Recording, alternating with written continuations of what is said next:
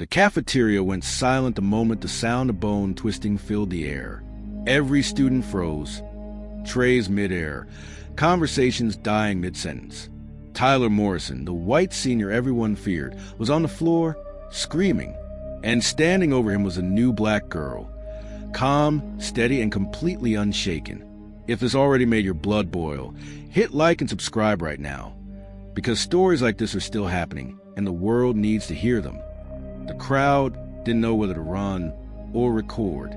Some did both. Aaliyah dropped her backpack beside her, her voice steady, eyes cold. "You should probably call the nurse," she said, as if talking about a spilled drink. Tyler clutched his wrist, shouting, "She broke my arm. She attacked me." But Aaliyah didn't even flinch. Minutes earlier, the cafeteria had been its usual chaos. Laughter, food fights, whispers. Tyler had walked straight toward her table, his smirk saying everything. The new black scholarship student from Detroit, the perfect target for his jokes.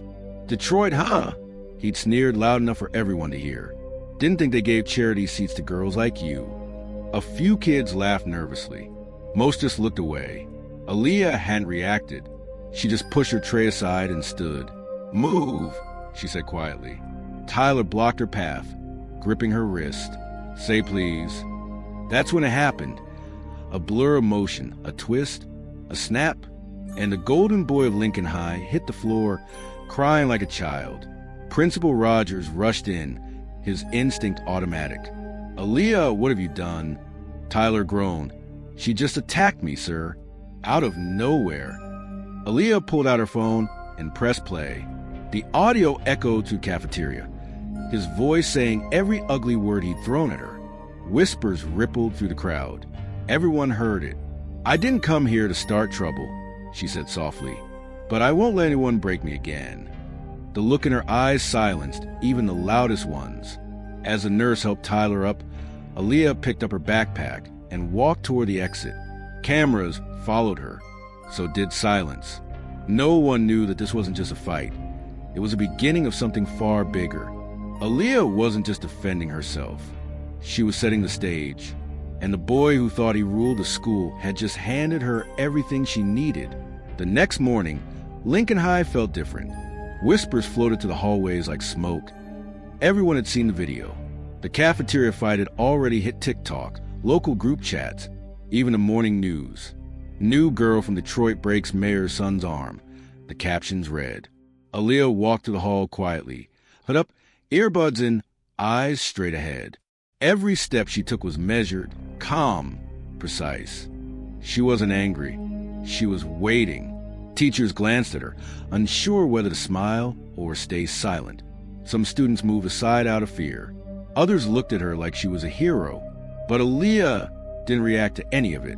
She just kept walking. Inside the classroom, Tyler's empty seat sat like a ghost. His friends whispered near the window. "She's getting expelled for sure," one of them muttered. "Her scholarship's gone," another replied. Aaliyah opened her notebook and began writing, not even looking up.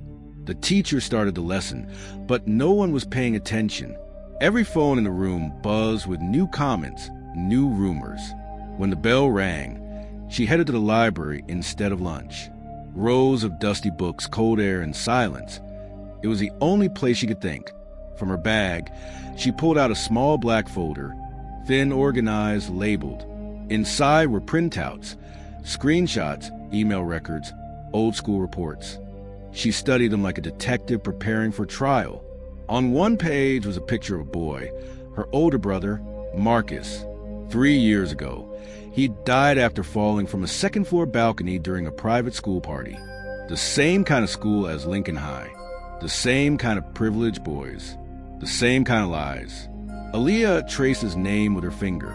They said it was an accident, but she'd seen the bruises. And she'd spent every day since then learning, preparing, waiting for her chance. When the library door opened suddenly, she closed the folder and smiled faintly. It was Principal Rogers. "Try to sound kind. Aaliyah, the board wants to speak with you this afternoon." She nodded politely. "Of course, sir," she said, her voice calm as ice. As he left, her expression didn't change. Only her grip on the folder tightened. Because this wasn't fear anymore. It was calculation. And the storm was just beginning. By the time the last bell rang, the parking lot buzzed with noise and rumors. Tyler Morrison had returned, wrist in a splint, ego cracked but not broken. His father, the town's mayor, had already called the school board demanding Aaliyah's expulsion. Money and power spoke louder than truth in Lincoln County, and everyone knew it. Tyler leaned against his black truck, surrounded by his usual crew, loud, confident, untouchable. "She got lucky," he muttered. "Next time, I'll make her regret it." One of the boys chuckled nervously. "Dude, she recorded you saying that stuff." Tyler smirked. "My dad's handling it. That video's gonna disappear by tomorrow." They all laughed. But a few feet away, behind a row of cars, Aaliyah's phone camera blinked red. She didn't breathe, didn't blink, just captured every word, then quietly slipped away. That night, in her small rent apartment, Aaliyah sat on the edge of her bed, the city lights flickering through thin curtains. Her laptop screen glowed with open files, names, dates, screenshots, connections. This wasn't just about a bully. It was about the same system that had protected the boys who'd killed her brother. She clicked open an old video file. A police interview from 3 years ago. Marcus Williams, age 18. "It was just an accident," the officer had said. But the bruise on Marcus's face in the still frame said otherwise. And the boy sitting behind him in that photo was Tyler Morrison. Aaliyah pressed pause. The sound of the ticking clock filled the room. For 3 years she'd studied self-defense law and investigation. She wasn't chasing revenge. She was building a case. In a folder labeled proof, she stored each recording. Tyler's slurs in the cafeteria, his threats in the parking lot, and now his confession that his father was covering it up. She plugged in a USB drive and backed everything up twice. Then she looked at Marcus's photo on the nightstand. "You told me to make them remember your name," she whispered. "I'm almost there, big brother." Across town, Tyler scrolled through his phone, angry at the flood of comments calling him a racist. His father poured a drink. "Don't worry, son. We'll bury this." But Aaliyah wasn't planning to bury anything. She was planning to dig everything up and expose every name buried with Marcus's. The next day, when she walked back into Lincoln High, everyone saw the same calm girl. But beneath that calm, she was loading bullets, made of truth. If this happened right in front of you, what would you do? Tell me in the comments. I read every one. And if you want justice as much as I do, hit subscribe. Friday came with heavy clouds, as if the sky itself knew something was about to break. The cafeteria buzzed with tension, the kind that made every laugh sound nervous. Tyler walked in surrounded by his friends, the cast on his wrist signed by classmates who feared him more than they liked him. He spotted Aaliyah sitting alone near the window, calmly eating, a small smile on her face. Well, he said loud enough for everyone to hear. "Didn't expect to see you here after the little stunt you pulled." She looked up, slow and steady. "I don't run from people like you." Laughter rippled through his group. "People like me," mocked. "You mean people who actually belong here?" Aaliyah placed her fork down. "No," she said softly. "I mean cowards who think privilege makes them untouchable." Tyler's smirk vanished for a split second, replaced by something darker. He slammed a paper on her table, a suspension notice, freshly printed. "See this? My dad talked to the board. You'll be out by Monday." The cafeteria fell silent. Aaliyah glanced at the document, then back at him. "You forged this." "Doesn't matter," Tyler sneered. "By the time anyone checks, you'll be gone." Aaliyah pulled out her phone, tapped the screen, and turned it toward him. A video began to play. Tyler in the parking lot, bragging about his dad, making everything disappear. The color drained from his face. The crowd gasped. Phones went up, recording every second. "You should have deleted that faster," she said quietly. "You can't record people like that," he stammered. "Connecticut is a one-party consent state." Aaliyah replied calmly. Section 53A-189. Legal recordings when one person is part of the conversation. Her tone was sharp, professional, the kind that made teachers listen and bullies fold. "You think you're smart, huh?" Tyler hissed. "You don't know who you're messing with." "Oh, I do," Aaliyah said, standing up, "and so will everyone else very soon." She walked past him, eyes never leaving his. "This school hides a lot, Tyler, and thanks to you, I just got what I needed to finish it." As she stepped out, whispers spread like wildfire. She knows the law. She's got proof. She's not scared. Even the teachers in the corner exchanged looks, unsure which side of history they were standing on. Outside, rain started falling, soft, rhythmic, almost cinematic. Aaliyah stopped under the awning, opened her phone, and hit upload. File name, Lincoln High _ case1.mov. She watched the progress bar crawl across the screen. Inside, Tyler yelled, flipping a chair, shouting for someone to stop her. But it was too late. The file was already live. The power had shifted permanently. Monday morning. Lincoln High looked like a war zone of whispers and cameras. Students huddled in corners. Teachers looked nervous. And every eye followed Aaliyah as she walked through the hallway. Her video had gone viral overnight, not just among students, but on local news. Was trending. Tyler arrived in his father's car, jaw tight, face pale. He pushed through the crowd, shouting, "It's all fake." She edited it, but no one believed him anymore. The tone of the school had shifted, and he could feel it. At the entrance, Principal Rogers stood waiting. His smile was thin, forced. "Aaliyah," he said carefully, "the board has called an emergency assembly. They'd like both of you to attend." She nodded. "Of course, sir." Tyler scoffed. "Good. Everyone's going to see what kind of liar she really is." The auditorium filled fast. Students, teachers, parents, even a few reporters in the back. The tension could have been cut with a knife. Aaliyah stood near the stage, hands clasped, posture calm. Tyler strutted in with his lawyer and his father, whispering to him to let them handle it. Principal Rogers took the mic. "This meeting is to clarify recent incidents between students." Tyler's lawyer rose first. "My client has suffered defamation, injury, and digital harassment. We demand disciplinary action." He stopped mid-sentence when the projector flickered on. Aaliyah had connected her laptop. The first image appeared, a photo from 3 years ago. Marcus Williams, smiling in a blue varsity jacket. A low murmur spread through the room. "This isn't about a cafeteria fight," Aaliyah said, her voice steady but full of fire. "It's about what happened to my brother at a private school just like this one. A school that protected boys like Tyler." Tyler froze. His father's jaw tightened. Aaliyah clicked again. Another image. A social media post from that same night. "Making this Detroit kid learn his place." Tyler's username visible beneath it. Gasps filled the auditorium. Then came the audio clip. Tyler's voice, recorded just 3 days earlier. "My dad's handling it. That video's gonna disappear by tomorrow." Rogers' face went pale. Tyler turned to his father. "Dad, say something."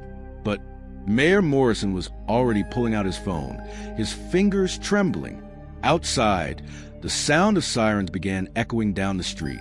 2 men in dark suits stepped inside. "Tyler Morrison?" one asked. The crowd parted as if a wave had passed through. "We'd like to speak with you and your father regarding an ongoing investigation into the death of Marcus Williams." The entire room went silent. Aaliyah watched as Tyler's confidence crumbled. For the first time, he looked small, like a boy who finally realized the rules had changed. Her voice was quiet, but carried through the hall. "Justice isn't always loud, Tyler. Sometimes it walks in quietly, right when you least expect it." The next morning, the news hit every local channel in Connecticut. Mayor and son arrested in ongoing civil rights investigation. Cameras surrounded the Morrison mansion as FBI vehicles rolled out of the driveway. Tyler's photo, once framed as the town's golden boy, now flashed under headlines reading "Racist Bully Exposed." At Lincoln High, Principal Rogers sat alone in his office, face buried in his hands. The phone wouldn't stop ringing. Reporters, parents, even the school board demanding answers. When 2 federal agents entered the room, he didn't even look surprised. Principal Rogers once said, "You're under investigation for tampering with student disciplinary records." He simply nodded, too tired to protest. Meanwhile, Aaliyah watched everything unfold on her phone from the same library corner where it all began. She didn't smile, didn't cheer. Justice didn't feel like victory. It felt like peace. Her folder, proof, now sat on Agent Wright's desk downtown. 3 years of evidence, finally in the right hands. A soft knock pulled her from thought. It was Mrs. Stevens, her English teacher, the only one who had quietly believed her from the start. She placed a hand on Aaliyah's shoulder. "You did something extraordinary, sweetheart," she said softly. Aaliyah shook her head. "I just told the truth." Mrs. Stevens smiled. "Sometimes that's the hardest thing to do." Later that afternoon, Aaliyah stepped outside as the sun broke through the clouds for the first time all week. Students watched from the windows, not out of gossip this time, but respect. Some even clapped as she passed. She didn't stop. She wasn't looking for applause. At the school gate, Agent Wright waited beside a black SUV. He handed her a folder. "Your testimony helped open 12 more cases. You've changed lives, Aaliyah." She nodded quietly. "Then maybe Marcus didn't die for nothing." The agent smiled. He didn't. As she walked away, the wind caught her jacket, and for the first time, she felt light, like the weight of 3 years had finally lifted. No revenge, no hate, just justice, pure and undeniable. And for a girl they once mocked for where she came from, the world had finally learned where she truly belonged. 6 months later, the Lincoln High Auditorium was filled again, but this time, not for scandal or punishment. The stage was covered in flowers, banners, and a new plaque that read, "The Marcus Williams Justice Scholarship for Courage and Truth." Students, parents, and local officials filled every seat.